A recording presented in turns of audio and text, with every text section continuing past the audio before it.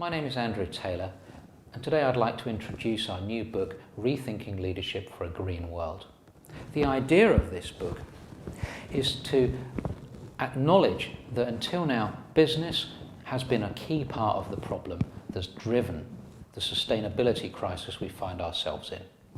To address this, we need to accept that as the controllers of many of the world's resources, we can't just ignore managers, we can't just blame them. We need to engage them as leadership figures. But to do that, we need to rethink the kind of models of leadership that managers are used to using. This book is based upon the idea that if we continue as we are, we're all rather like passengers on the Titanic. It doesn't really matter whether we're on the first class deck or one of the lower decks, and fighting to move up the decks is rather pointless when the ship itself is going down. The book is in 4 key parts. First, what we want to do is to try and introduce the big ideas that are going on in the world of sustainability and leadership and under discussion by the big thinkers right now. We also want to consider the relationships between people, places, values and ideas that have got us to where we are today so that we might think what we might do differently. We'd also like to go beyond best practices to define leadership as something that takes place within complex systems. The nature of the sustainability crisis we face is that it is complex. And so coming up with simple solutions, simple best practices that are linear in nature isn't likely to address problems which are complex and networked in nature. Fourth, how can we ensure that the local can flourish and thrive within global networks?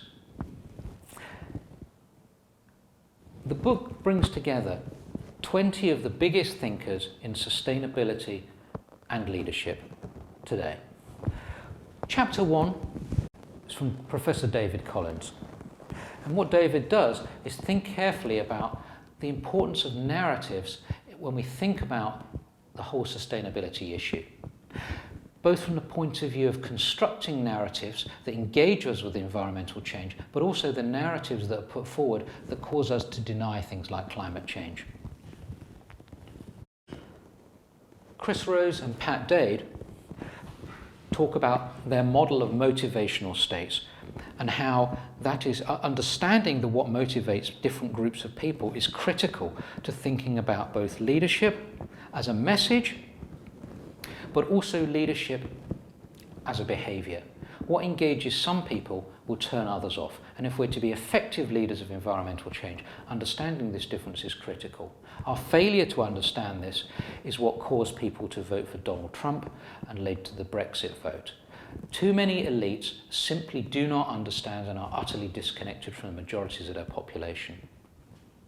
Bharati Singh, in her chapter, talks about defining leadership as something different from traditional models of leadership, and also, interestingly, from activism, in the sense that environmental leadership needs to be about delivering change, not just business as usual, and not just thinking about change and criticizing something that exists. It needs to be a positive model of something that can actually be done.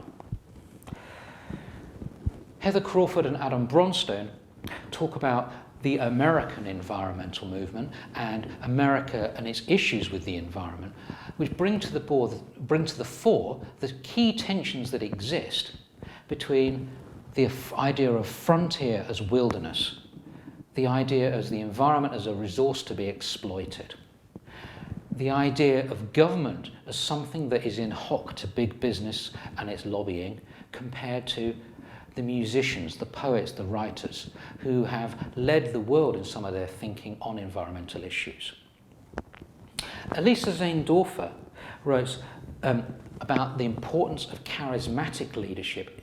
Now, interestingly, it isn't necessarily just about understanding how we can sell the environment through charismatic leadership.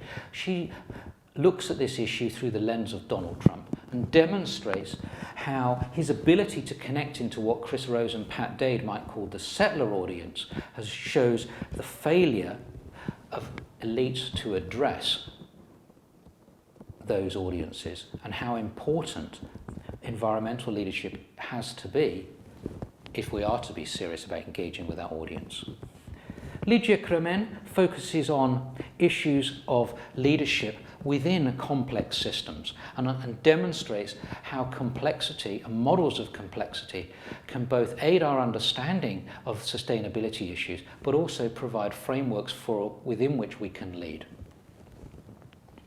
Amanda Gregory and Jonathan Atkins look at the idea of young people such as Greta Thunberg as examples of critical systems and thinking about the practice of leadership as a critical system. Professor Yasmin Morali takes an interdisciplinary approach to resilience and looks at the cognitive constraints that underpin our existing models and how we might challenge them.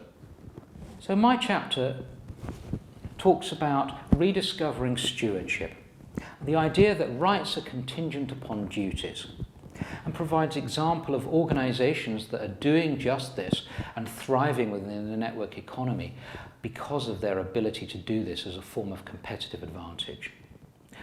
Sister Margaret Atkins explains how the undergrowth movement, as she calls it, that is quietly shifting us from models of pure utilitarian behavior and values towards something based upon more virtue values.